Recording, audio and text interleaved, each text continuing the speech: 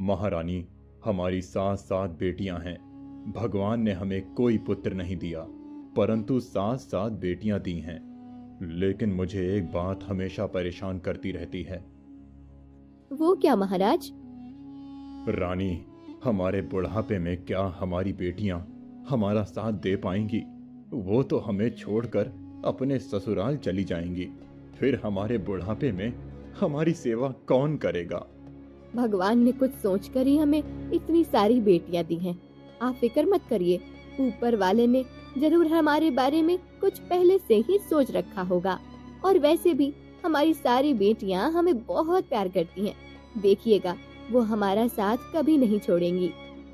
ठीक है, फिर मैं आज ही उनकी परीक्षा लेकर देखता हूँ कि सच में वे सभी हमें चाहती भी हैं कि नहीं, और मैं उन सभी के लिए कितना महत्वपूर्ण हूँ। परीक्षा? कैसी परीक्षा जी? तुम बस देखती जाओ रानी। सेविका, जाओ, जाकर हमारी 7 बेटियों को बुलाकर लाओ। जी महाराज। सेविका जाती है और राजा रानी की 7 बेटियों को बुला लाती है। सारी बेटियां राजा रानी के कक्ष में आती है। पिताजी, आपने हमें बुलाया? हाँ, मुझे तुम सभी से कुछ पूछना है। जी पिताजी, आपको क्या पूछना है? मैं एक एक करके सबसे प्रश्न करूंगा और उस प्रश्न का उत्तर तुम सभी को देना है। जी पिताजी, हम सभी को मंजूर है। राजा पहले अपनी बड़ी बेटी से प्रश्न पूछता है।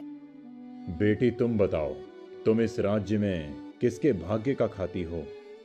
पिताजी, बस इतनी सी बात? मैं तो आपके भाग्य का ही खाती हूँ। राजा बड़ी बेटी का उत्तर सुनकर बहुत खुश होता है। अच्छा बेटी, अब तुम बताओ, तुम किसके भाग्य का खाती हो? पिताजी, मैं भी आपके भाग्य का ही खाती हूँ। राजा और ज्यादा खुश होता है। राजा ऐसा करते करते अपनी 6 बेटियों से प्रश्न करता है और वे 6 की 6 कहती हैं कि वो राजा जी के भाग्य का खाती हैं। अब अंत में राजा अपनी सबसे छोटी बेटी भाग्यवती से पूछता है। बेटी, अब तुम्हारी बारी। तुम बताओ, तुम किसके भाग्य का खाती हो? पिताजी, मैं तो अपने भाग्य का खाती हूँ। भाग्यवती की बातें सुनकर राजा आग बबूला हो जाता है। अच्छा, तो तू अपने भाग्य का खाती है? जी पिताजी, मैं अपने भाग्य का ही खाती हूँ। तू मेरे इस राजमहल में रह रही है और मेरा खा रही है, फिर भी कह रही है कि तू अपने भाग्य का खाती है। जी पिताजी, मैं अपने ही भाग्य का खाती हूँ। जितना मेरे भाग्य में है मुझे मिल रहा है। अगर ये सब मेरे भाग्य में नहीं होता तो मुझे नहीं मिलता। यानी मुझे जो भी मिल रहा है वो मेरे भाग्य के कारण ही मिल रहा है। अच्छा, मैं भी देखता हूँ कितना मिलता है तेरे भाग्य में। बेटियाँ, जाओ, तुम सभी अपने कक्ष में जाओ। सारी बेटियाँ कक्ष में चली जाती हैं। महाराज, आप ज्यादा क्रोधित क्यों हो रहे हैं? महारानी, देखा ना तुमने, उसने क्या कहा? वो मेरे महल में रह रही है, मेरा खा रही है और कह रही है अपने भाग्य का खाती है। मैं भी देखता हूँ कितना सुनहरा भाग्य है इसका। समय बीतता है और राजा एक एक करके अपनी 6 बेटियों का बड़ी धूमधाम से ब्याह करा देता है। महाराज, हमारी 6 बेटियां तो अच्छे अच्छे घरों में ब्याह गई। अब अपनी भाग्यवती के लिए भी कोई सुंदर सा राजकुमार ढूंढिए, उसका भी ब्याह करा दे। हाँ हाँ महारानी, तुम फिक्र मत करो। देखना, मैं भाग्यवती के लिए ऐसा राजकुमार ढूंढूंगा जिसे खुद ही भाग्यवती देखती रह जाएगी और अपने भाग्य पर उसे बहुत गर्व महसूस होगा। राजा अपने कक्ष में जाता है और सो जाता है, लेकिन उसे नींद नहीं आती। राजा रात भर करवटी बदलता है और अपनी छोटी बेटी के विवाह के बारे में सोचता है। सोचते सोचते ही सुबह हो जाती है। महाराज, उठ जाइए, सुबह हो गई। आज इतनी देर तक सो रहे हैं आप? क्या सुबह हो गई और मुझे पता भी नहीं चला? राजा उठता है और कहीं जाने के लिए तैयार होने लगता है। क्या बात है महाराज, आज आप सुबह सुबह कहाँ जाने की तैयारी कर रहे हैं? रानी, मैं शिकार पर जा रहा हूँ। ठीक है महाराज। राजा अपने घोड़े पर सवार होकर जंगल की ओर निकल पड़ते हैं। चलते चलते उन्हें बड़ी जोर की प्यास लगती है। ओह, बड़ी जोरों की प्यास लग रही है। आसपास तो कोई नदी तालाब भी नहीं दिखाई दे रहे हैं। क्या करूं? थोड़ा आगे चलकर देखता हूं, शायद आगे कोई नदी हो। राजा आगे बढ़ जाता है, लेकिन उसे दूर दूर तक कोई नदी तालाब नहीं दिखाई देती। आह, मेरा गला सूखा जा रहा है। बड़ी जोरों की प्यास लग रही है। आह, राजा थोड़ी दूर और चलता है, तभी उसे एक झोपड़ी दिखती है। आह, ये झोपड़ी किसकी है? चलो इसी झोपड़ी में जाकर मदद मांगता हूँ। राजा झोपड़ी के पास जाता है। एक बुढ़ी माँ बाहर निकल कर आती है। कौन है? कौन हो तुम? अम्मा, मैं शिकार के लिए जा रहा था, परंतु मुझे बहुत जोरों की प्यास लगी। रास्ते में काफी जगह देखा, लेकिन मुझे कोई नदी तालाब नहीं दिखे। क्या बताऊं बेटा, तपन ज्यादा होने से ज्यादातर नदी तालाब सूख पड़े हैं। जो थोड़ी बहुत बचे हैं वो ऊपर पहाड़ की तरफ हैं। मैं वहीं से पानी लाती हूँ। खैर, आओ अंदर आओ, मैं तुम्हें पानी देती हूँ। राजा कुटिया के अंदर जाता है तो देखता है एक लड़का खाट पर पड़ा हुआ था, जिसे बहुत बड़ा कुबड़ निकला हुआ था। अम्मा, ये कौन है? ये मेरा बेटा है। और इसे क्या हुआ है? बेटा, इसे काफी समय से ना जाने कौन सी बीमारी है। बहुत इलाज करवाया, पर इसे आज तक कोई आराम नहीं लगा। ना जाने मेरा बेटा कब ठीक होगा। मुझे तो इसकी बहुत चिंता होती है। ना जाने मेरे बाद मेरे बेटे का क्या होगा। इससे कोई ब्याह करेगा भी कि नहीं? राजा मन में सोचता है। क्यों ना मैं अपनी छोटी बेटी की शादी इससे करा दूं। वैसे भी मेरी छोटी बेटी को अपने भाग्य पर बड़ा घमंड है। हाँ हाँ, मुझे यही करना होगा। मैं भी तो देखूं आखिर किस भाग्य पर वो इतना इतराती है। ये लो बेटे, पानी पी लो। नहीं नहीं, अगर मैंने इस बुढ़िया का छुआ हुआ पानी पी लिया तो कहीं मुझे भी कोई बीमारी ना हो जाए। क्या हुआ बेटे, लेना पानी। नहीं नहीं, मेरी प्यास बुझ गई। अब मुझे और कोई प्यास व्यास नहीं लगी है। ठीक है बेटा। ठीक है अम्मा, मैं चलता हूँ। राजा अपने महल पहुँचता है और रानी से कहता है। रानी, तुम्हें भाग्यवती के ब्याह की बहुत चिंता थी ना? जी महाराज, हमारी सारी बेटियां तो ब्याह गई हैं। एक हमारी छोटी बेटी भाग्यवती ही बची है। तुम उसकी चिंता भी आज छोड़ दो, क्योंकि मैंने उसके लिए भी लड़का ढूंढ लिया है। क्या सच में? कौन है वो राजकुमार? जरा हमें भी बताइए। हाँ हाँ, जरूर बताएंगे। एक काम करना, भाग्यवती को कल सजा धजा कर तैयार करना। हम कल उसका ब्याह कराएंगे। परंतु लड़का है कौन महाराज? हमारे राज्य के 7 कोष आगे ही रहता है। अभी तुम सो जाओ, रात बहुत हो गई है। कल सुबह शादी की तैयारियां भी तो करनी हैं। सुबह होते ही। रानी, उठो रानी, आज हमारी बेटी का ब्याह है। जी महाराज। जाओ रानी, भाग्यवती को तैयार कर लो, आज उसका ब्याह है।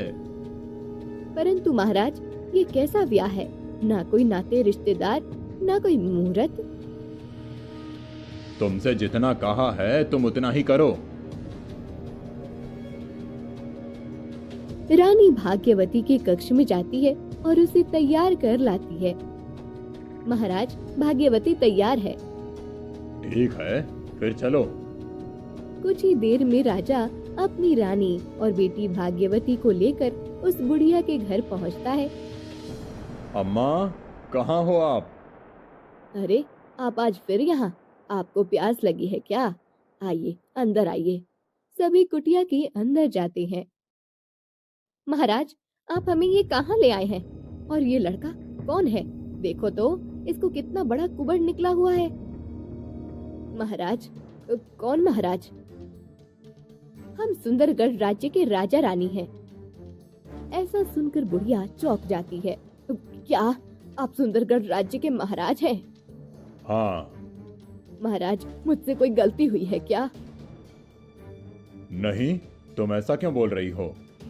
फिर आप यहाँ मेरी इस कुटिया में, आपको मुझसे कोई काम है महाराज तो कहिए। मैं अपनी बेटी का विवाह तुम्हारे बेटे से कराना चाहता हूँ। राजा की बात सुनकर रानी के पैरों तले जमीन खिसक जाती है। महाराज, आप ये क्या कह रहे हैं? हाँ महाराज, आप ये कैसी बातें कर रहे हैं? भला आपकी बेटी मेरे बेटे से ब्याह क्यों करेगी?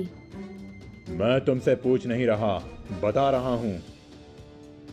राजा उसी समय अपनी बेटी भाग्यवती का ब्याह बुढ़िया के बेटे से करा देता है। महाराज, आपने ये क्या किया? मेरी बेटी को एक ऐसे लड़के से बांध दिया जिसे इतना बड़ा कुबड़ है, जो हर वक्त खाट पर पड़ा रहता है। मेरी बेटी के भाग्य में क्या यही लिखा था? क्या मेरी बेटी का भाग्य इतना बुरा है? हाँ, अब तो तुम्हारी बेटी को समझ आ ही गया होगा कि उसके भाग्य में क्या है। जी पिताजी, जो मेरे भाग्य में होगा मुझे वही मिलेगा। अगर मेरे भाग्य में ऐसा पति था तो यही मेरा भाग्य है। इसमें मुझे आपसे कोई शिकायत नहीं है। रानी, चलो यहाँ से। अब तुम्हारी बेटी इस घर में ब्याह चुकी है। अब यही इसका घर है और यही इसका भाग्य भी। रानी राजा की बात सुनकर बहुत रोती है। राजा रानी को लेकर वहाँ से चला जाता है। माँ, अब मैं इस घर की बहू हूँ और ये मेरे पति। इनकी और आपकी सेवा करना मेरा फर्ज है। बताइए, भोजन में क्या बना दूँ? कैसी बातें कर रही है बेटी? मुझे नहीं पता तेरे पिताजी ने ऐसा क्यों किया, लेकिन मैं किसी भी चीज के लिए तुझे जबरदस्ती नहीं कहूँगी। अगर तू यहाँ से जाना भी चाहती है तो जा सकती है। नहीं, मैं यहाँ से नहीं जाऊंगी। मेरा ब्याह हुआ है इनसे और अब से ये मेरे पति हैं। मैं इन्हें छोड़कर कभी नहीं जाऊंगी। बेटी, तू सच में बहुत अच्छी है। भगवान तुझे हमेशा खुश रखे। अब समझ आएगा उसे। बहुत कहती थी मैं अपने भाग्य का खाती हूँ। कैसे पिता हैं आप? कोई अपनी बच्ची को ऐसी जगह ब्याहता है भला? वो लड़का कितनी बुरी बीमारी से पीड़ित है और आपने मेरी बेटी को उसी के साथ ब्याह दिया। रानी बहुत रोती है। राजा मुंह बनाकर वहाँ से चला जाता है। सुनिए जी, उठिए, भोजन कर लीजिए। माँ, आप भी भोजन कर लीजिए। हाँ बेटी, ला। भाग्यवती जैसे ही अपने पति को खाना खिलाती है, उसे उल्टी हो जाती है और उल्टी के साथ सांप और बिच्छू भी निकल आते हैं। माँ, ये देखिए, इनके पेट से ये सांप और बिच्छू निकल रहे हैं। हाँ बेटी, इसकी बीमारी मुझे समझ नहीं आती। ना जाने क्या बीमारी है इसे। अक्सर इसके पेट से एक दो सांप और बिच्छू निकलते ही रहते हैं। मैं तो बहुत परेशान हो गई हूँ। ना जाने मेरा बेटा ठीक होगा भी कि नहीं। भगवान पर विश्वास रखिए माँ, सब सही हो जाएगा। हाँ बेटी, बस ऊपर वाले का सहारा है। चल बेटी, ये जंगल जाकर कुछ लकड़ियाँ ले आती हूँ। लकड़ियाँ खत्म हो पड़ी हैं। माँ, आप फिक्र मत करिए, मैं जंगल जाकर लकड़ियाँ ले आती हूँ। नहीं बेटी, तू कुटिया में ही रह। तेरा जंगल जाना ठीक नहीं। नहीं माँ, मैं ले आऊंगी। अब मैं इस घर की बहू हूँ। ठीक है बेटी, जा, पर जल्दी आ जाना। ठीक है माँ। भाग्यवती लकड़ी लेने जंगल की ओर निकल पड़ती है।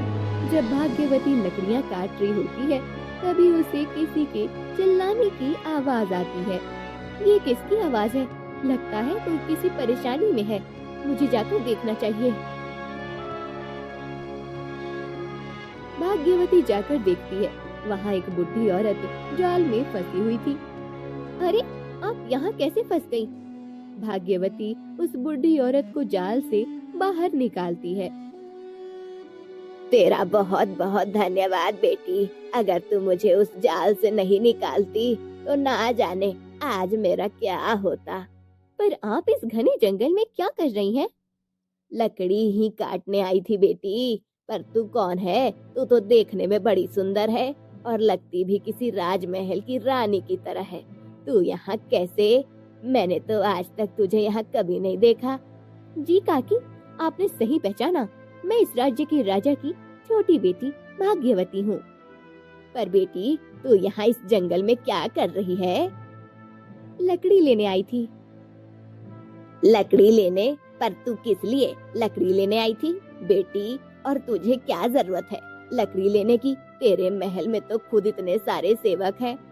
काकी, अब मैं महल में नहीं रहती। मेरे पिताजी ने मेरा ब्याह यहीं पास में कराया है। अच्छा, फिर तो तेरा राजकुमार बहुत ही सुंदर होगा। तू तो इतनी खूबसूरत है। नहीं काकी, मेरा ब्याह किसी सुंदर राजकुमार से नहीं हुआ है। मेरा ब्याह तो एक ऐसे लड़के से हुआ है जिसे कुबड़ है और जिसके पेट में सांप और बिच्छू भरे हुए हैं। ये क्या कह रही है बेटी तू? जी काकी, मैं सच कह रही हूँ। पर तेरे पिता ने ऐसा क्यों किया? भाग्यवती उस बुढ़ी औरत को सब कुछ बताती है। बेटी, तू फिक्र मत कर। मेरे पास एक बहुत ही अच्छा उपाय है जिससे तेरा पति पूरी तरह से स्वस्थ हो जाएगा। क्या सच कह रही हैं आप? हाँ, मैं बिल्कुल सही कह रही हूँ। फिर आप मुझे जल्दी से उस उपाय के बारे में बताइए। तो फिर सुन, एक गिलास मट्ठा लेकर उसमें कुछ दाने जीरा, कुछ दाने राई और कुछ दाने मेथी के लेना और उसे अच्छी तरह पीस लेना। पीसने के बाद उस मट्ठे में वो सारा पिसा हुआ मसाला डाल देना और अपने पति को पिला देना। कुछ ही देर में उसके पेट में जो भी बेकार सांप, बिच्छू, कीड़े मकोड़े होंगे सब उल्टी के जरिए बाहर निकल जाएंगे। आपका बहुत बहुत धन्यवाद काकी, आज मैं ऐसा ही करूंगी। भाग्यवती लकड़ी लेकर अपने घर जाती है और जैसा बुढ़ी औरत ने बताया था वैसा ही करती है। खट्टे मट्ठे में जीरा, मेथी और राई के दाने का मसाला मिलाकर अपने पति को पिला देती है, जिससे उसके पेट के सारे बेकार सांप, बिच्छू बाहर निकल जाते हैं और उस बुढ़िया का बेटा एक बहुत ही सुंदर राजा बन जाता है और वो कुटिया भी एक महल बन जाती है। बुढ़िया का भी पहनावा किसी राजमहल की रानी की तरह बन जाता है। बेटा, मेरा बेटा, तू स्वस्थ हो गया, मेरा सिद्धार्थ। बुढ़ी माँ अपनी बेटी से गले लगकर बहुत रोती है। माँ, रो मत, मैं अब स्वस्थ हो गया हूँ। मेरा शाप हमेशा के लिए जा चुका है। हाँ बेटा, और ये सब हुआ है भाग्यवती के कारण। आज मेरा बेटा अगर ठीक हो पाया है तो वो भाग्यवती की वजह से। तेरा बहुत बहुत शुक्रिया बेटी। भाग्यवती, मुझे समझ नहीं आ रहा है मैं तुम्हारा शुक्रिया अदा कैसे करूं। आज से मैं श्राप से हमेशा के लिए मुक्त हो गया हूं। आपको कुछ भी कहने की जरूरत नहीं है जी, ये तो मेरा फर्ज था। आप मेरे पति हैं और मेरा फर्ज बनता है कि मैं आपके मानसिक और शारीरिक स्वास्थ्य को देखूं। परंतु मुझे एक बात समझ नहीं आई। क्या भाग्यवती, पूछो। आप किस श्राप की बात कर रहे हैं और ये सब कैसे अचानक बदल गया? आपको खट्टा मट्ठा पिलाते ही आप स्वस्थ हो गए और हमारी छोटी सी कुटिया भी महल बन गई। आप इतने सुंदर राजकुमार बन गए। माँ भी किसी रानी से कम नहीं लग रही। ये चमत्कार कैसा है जी?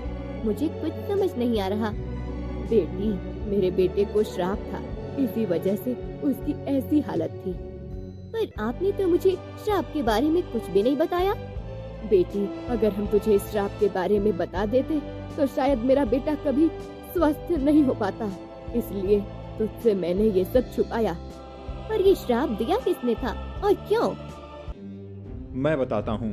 यहाँ से कोसों दूर एक राज्य है जिसका नाम महेंद्रगढ़ है। मैं उसी राज्य का राजा हूँ।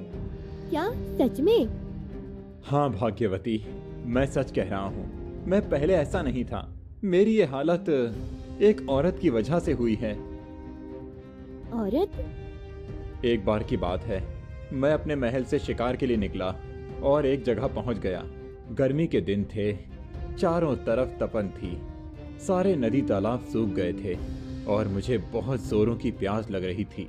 तभी मुझे एक औरत दिखी और वो मुझे अपने साथ पहाड़ों पर ले गई, ये कहकर कि वहाँ उसका घर है। मुझे भी बड़ी जोरों की प्यास लग रही थी तो मैं भी उसके पीछे पीछे उसकी कुटिया में पहुंच गया। लेकिन जैसे ही मैं उसकी कुटिया के पास गया, वहाँ एक तपस्वी साधना कर रहे थे।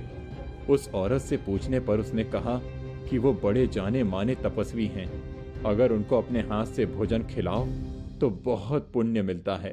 तुम्हें भी अगर पुण्य चाहिए तो आओ, मैं तुम्हें एक भोजन का पात्र देती हूँ, तुम उन्हें जाकर दे देना, लेकिन पहले पानी पी लो। फिर क्या हुआ जी? मैंने पानी पिया और भोजन पात्र उस तपस्वी को पकड़ा दिया। जैसे ही तपस्वी ने भोजन खाया, उसमें एक मरा हुआ सांप और बिच्छू था, जिसे देख तपस्वी क्रोधित हो गए और उन्होंने मुझे श्राप दे दिया और ये भी कहा कि मेरा पेट बहुत सारे सांप बिच्छू से भर जाएगा। परंतु उस औरत ने ऐसा क्यों किया? आपने उन तपस्वी को सारी बातें क्यों नहीं बताई? भाग्यवती, मैंने तपस्वी को सारी बात बताई। तब मुझे पता चला वो औरत एक मायावी है जो उस तपस्वी की तपस्या भंग करना चाहती थी। हाँ बेटी, उस श्राप ने मेरे बेटे की ये हालत कर दी। बाद में जब उन तपस्वी को सारी हकीकत पता चली तो उन्होंने कहा वो अब इस श्राप से तो मुक्ति नहीं दे सकते, पर हाँ, एक दिन एक सुंदर राजकुमारी तुम्हारी जिंदगी में आएगी और वही तुम्हें ठीक करेगी। लेकिन कभी उसे इस बात का दबाव मत डालना कि वो तुम्हारे बेटे से ब्याह करे। इसलिए मैंने तुम्हारी इच्छा जानी और उसके बाद ही तुम्हें यहाँ रोका। भाग्यवती की आंखों में आंसू आ जाते हैं। रो मत बेटी, तुझे पता है जब तेरे पिता ने तुझे एक बीमार के साथ ब्याहा तो तूने यही सोचकर कि ये तेरा भाग्य है, किसी को कुछ नहीं कहा, पर आज ये तेरे खुशी के आंसू हैं। अब हम खुशी खुशी रहेंगे, तुझे फिक्र करने की कोई जरूरत नहीं है।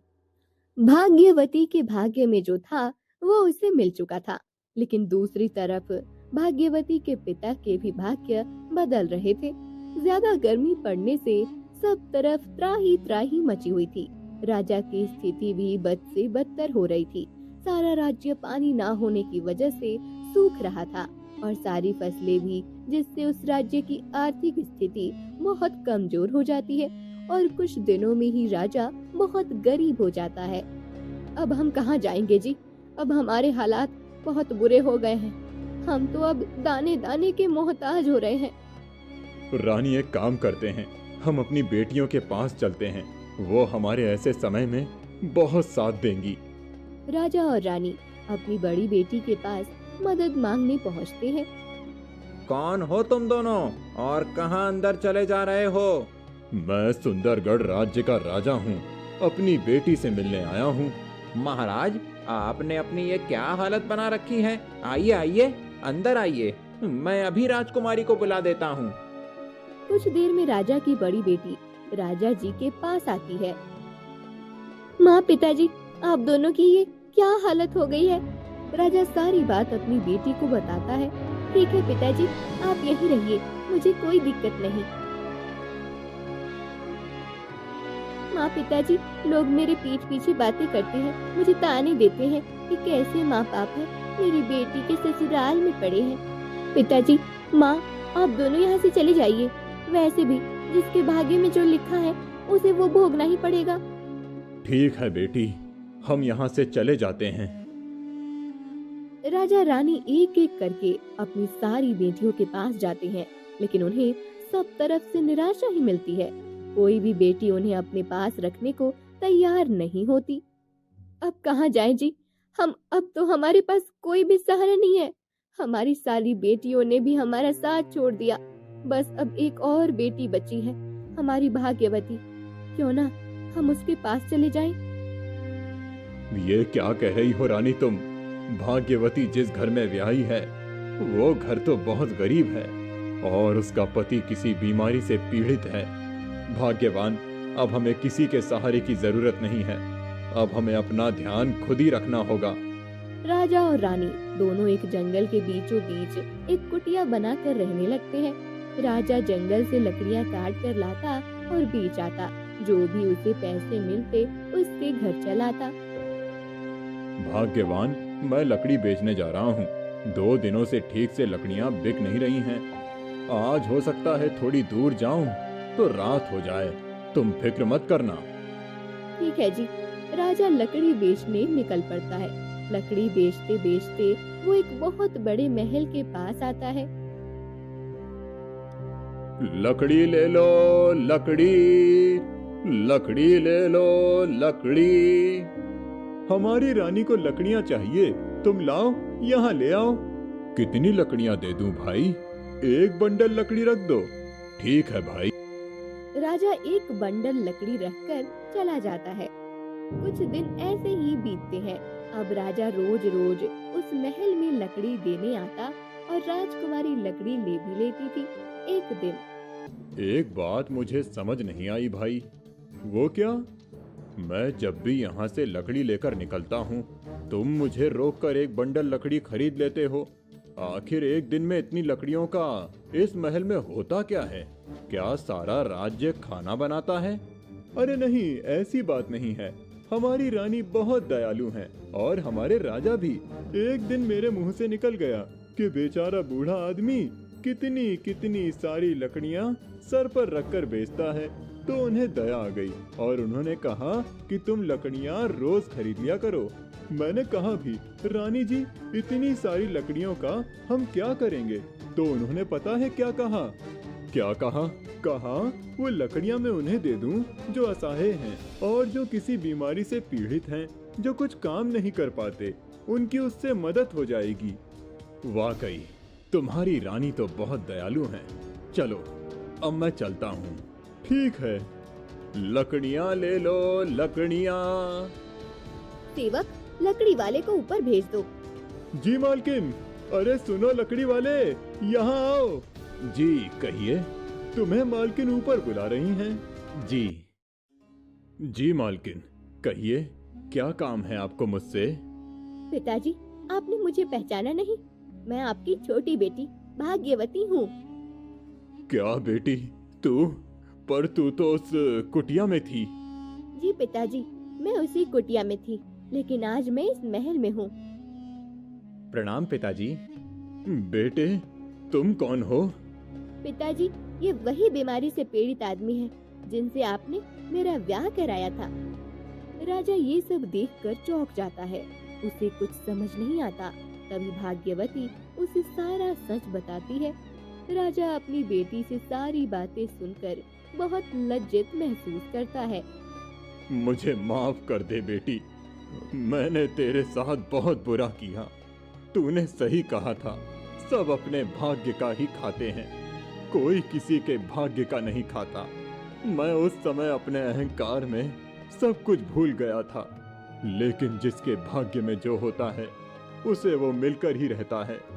आज देख मेरी क्या स्थिति है। राजा बहुत रोता है और अपनी बेटी से माफी मांगता है। पिताजी, जो हुआ उसे भूल जाइए। अब आप चिंता मत करिए, मैं हूँ ना। माँ कहाँ है बताइए? मैं अभी सैनिकों को भेजकर उन्हें भी यहीं बुलवा लेती हूँ। हम सभी साथ साथ और खुशी खुशी जीवन यापन करेंगे। हाँ बेटी, तेरी माँ यहाँ से 5 कोस दूर एक नदी के किनारे कुटिया बनी हुई है, वही है। सैनिकों, जाओ और मेरी माँ को सम्मान पूर्वक यहाँ इस राज्य में ले आओ। सैनिक कुटिया के पास जाते हैं और रानी को ले आते हैं। माँ, कैसी हैं आप? रानी अपनी बेटी को देखकर खूब रोती है। माँ रोइए मत, अब जितने दिन दुख में बीतने थे बीत गए। अब खुश रहिए और हमें आप दोनों की सेवा करने का मौका दीजिए। हाँ बेटी, जरूर। राजा और रानी अपनी बेटी को पाकर बहुत खुश होते हैं और सभी खुशी खुशी रहने लगते हैं। चैनल को सब्सक्राइब करो पहले। हाँ जल्दी करो, मुझे पता है कि आप लोग नहीं करते हो, वीडियो देखते हो लेकिन सब्सक्राइब नहीं करते। ये लाल कलर का बटन है, इसे दबाओ, जल्दी दबाओ, जल्दी दबाओ, फिर मैं शुरू करूँ।